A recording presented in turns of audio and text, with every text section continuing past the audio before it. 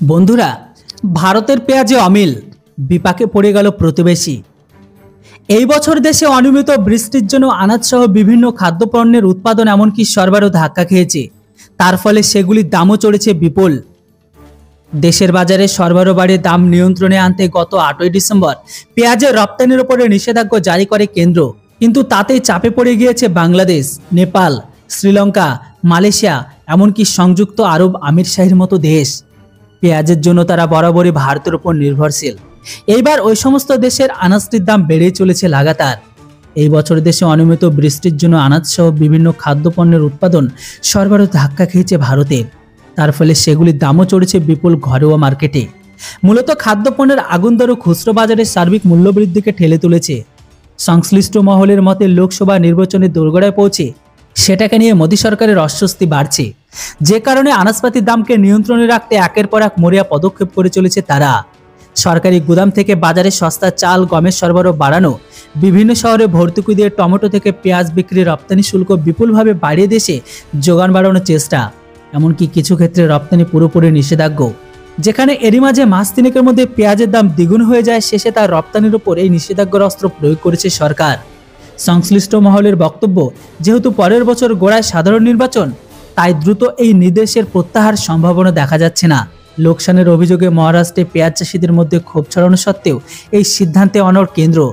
ভারতের এই মনোভাব পেঁয়াজ আমদানিকারী দেশগুলির কাছে আশনি সংকেত দেখছে, যা বিশ্ববাজারের যোগানকে কেড়ে বিশেষ প্রতিবেশী রাষ্ট্রগুলিকে বিপাকে ফেলেছে। যেখানে বাংলাদেশের রাজধানী ঢাকায় বেসরকারি ক্ষেত্রে কর্মরত পেশাদার একজন ব্যক্তি, যিনার নাম মৌসুমী আক্তার, জানিয়েছে, আমাদের প্রায় সমস্ত রান্নায় পেঁয়াজ লাগে। হঠাৎ দাম বেড়ে যাওয়ার চাপ বেড়েছে, পেঁয়াজ কেনা কিছু কমাতে হচ্ছে আমাদের।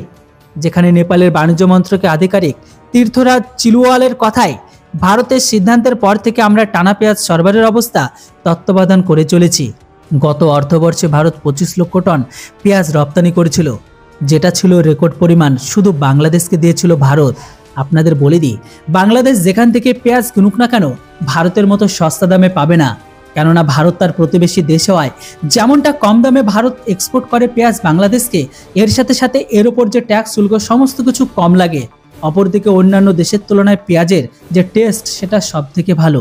তাই বর্তমান সময়ে সব থেকে বাংলাদেশ ভারতের পেঁয়াজ কেনায় তাদের জন্য সব থেকে লাভবান ছিল। আর ঠিক এই কারণে বাংলাদেশের বাজারে চীন, পাকিস্তান, ইরান, তুরস্ক, এমনকি মিশরের মতো দেশকে পিছনে ফেলতে পেরেছে ভারত। তবে এখন সুযোগ পেয়ে ওই সমস্ত দেশগুলো রপ্তানিকৃত পেঁয়াজের দাম বাড়িয়ে দিয়েছে হা হা করে। তবে এই মুহূর্তে বাংলাদেশের কাছে তারা ছাড়া আর কোনো অপশান নেই। যদিও মাঝে বাংলাদেশ সরকারের রিকোয়েস্টে ভারত তাদেরকে কিছু টন পেঁয়াজ তো পাঠিয়েও দিয়েছে, কিন্তু এই মুহূর্তে তাদের আরও পেঁয়াজ দরকার। তো বাধ্য হয়ে বাংলাদেশ অন্যান্য দেশ থেকে বেশি দাম দিয়ে পেঁয়াজ কিনতে বাধ্য হচ্ছে। কিন্তু সেই সমস্ত পেঁয়াজগুলো বাংলাদেশিদের মনের মতো না। কিন্তু কথায় আছে না, নাই মামার থেকে কানা মামা ভালো, তাই সেটাকে দিয়ে তাদেরকে চালাতে হচ্ছে।